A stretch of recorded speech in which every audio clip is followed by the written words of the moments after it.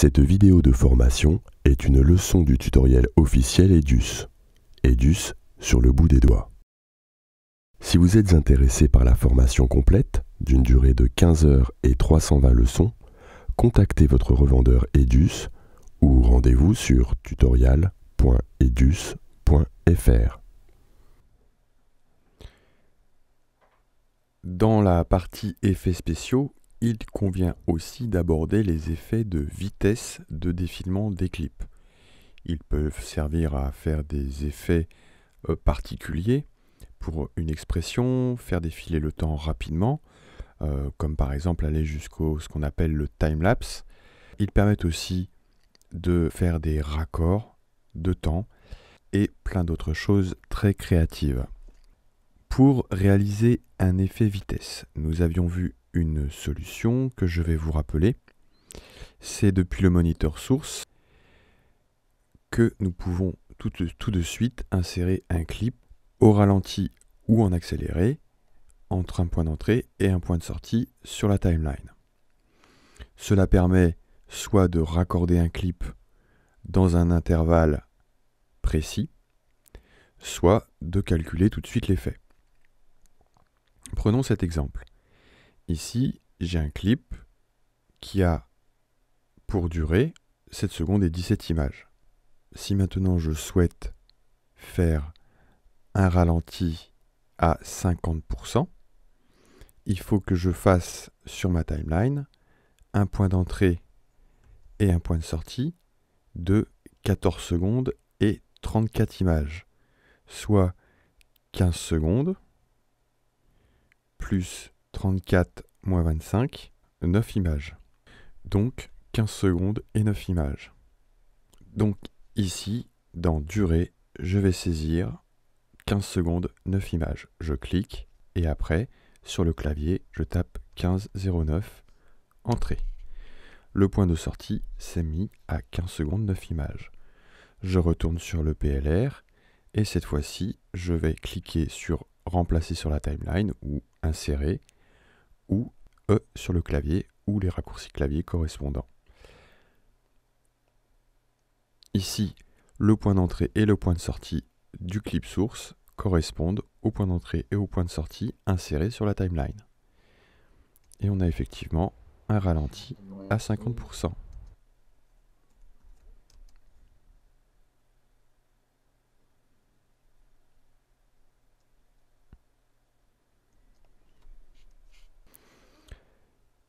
Sinon, directement sur la timeline, vous avez la possibilité de créer vos effets de vitesse. En faisant clic droit sur le clip, effet temporel, vitesse. Ici, vous pouvez saisir un pourcentage de la vitesse ou une durée précise. Donc là, par exemple, si je mets 8,02, vous voyez au-dessus, la vitesse s'est modifiée. Vous disposez aussi d'un bouton « Modifier la durée du clip sur la timeline ». Ça, c'est important, notamment lorsque vous êtes sur un raccord. Donc là, j'annule. Je le fais sur celui-ci. Si je veux faire un ralenti sans changer le rythme du montage, donc sans que le clip aille pousser celui-ci et donc changer la place du raccord, eh bien, dans Effet temporel vitesse, je vais pouvoir choisir un ralenti à 50%, mais sans modifier la durée du clip. Ainsi, lorsque je vais cliquer sur OK, le clip, effectivement, est au ralenti, mais sa durée sur la timeline n'a pas changé. Vous l'avez peut-être vu aussi, vous avez la possibilité d'aller vers l'arrière, donc de faire des ralentis à moins 100%, moins 50, moins 25, en inversant le déroulé du clip. Donc on va saisir moins 50, cette fois-ci on va modifier la durée, vous allez voir que ça va repousser le suivant. Voilà. Et cette fois-ci, notre personnage marche en arrière.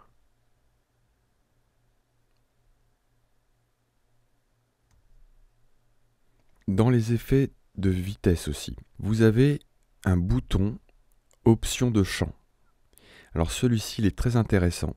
Vous avez différents types de méthodes d'interpolation entre chaque image. Et ça c'est important, plus vous allez avoir un ralenti important, plus les images vont avoir l'air saccadées. Pour pallier à cet effet parfois néfaste, vous avez l'option flux optique, qui en fait calcule des images intermédiaires. En fait, Edius va recréer des images intermédiaires. C'est pas toujours parfait, notamment sur des choses assez spécifiques, mais cela permet quand même de faire des choses assez détonnantes. Voisin le plus proche rendra des images saccadées mais nettes.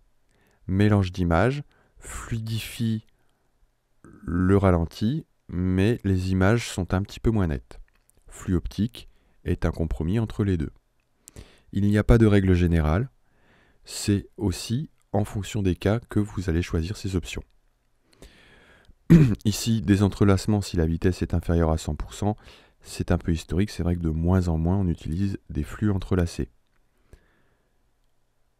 Vous avez la possibilité aussi de régler, de choisir un réglage et de le prendre comme réglage par défaut.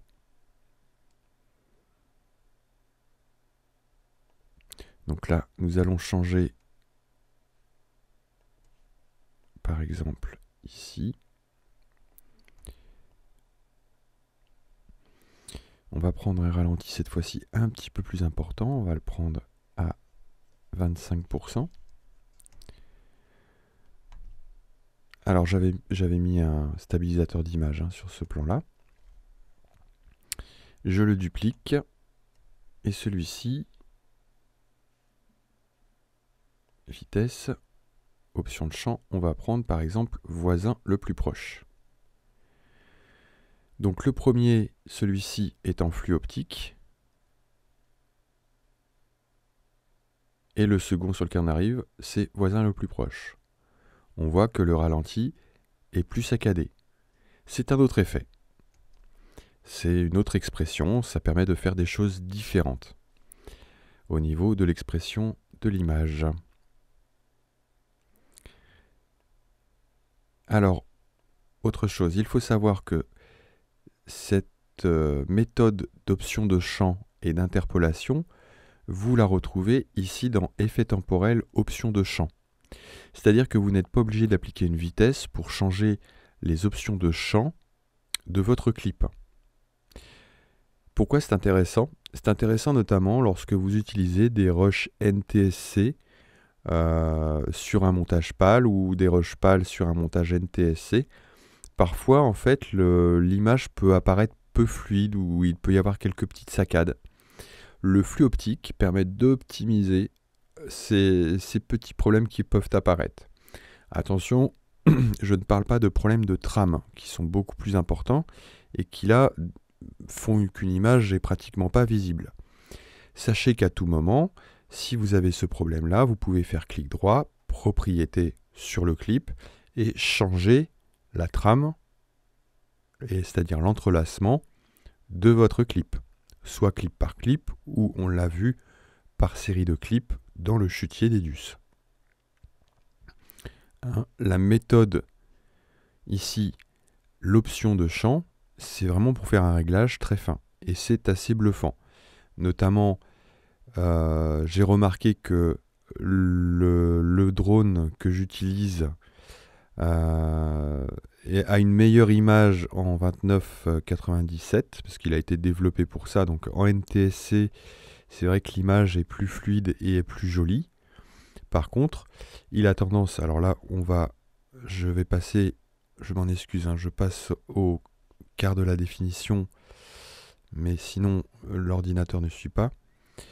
On a des petites saccades sur l'image, je ne sais pas si vous allez pouvoir le voir. Vous voyez, les pixels là sont un peu... c'est pas très... bon, après, l'image n'est pas très fluide.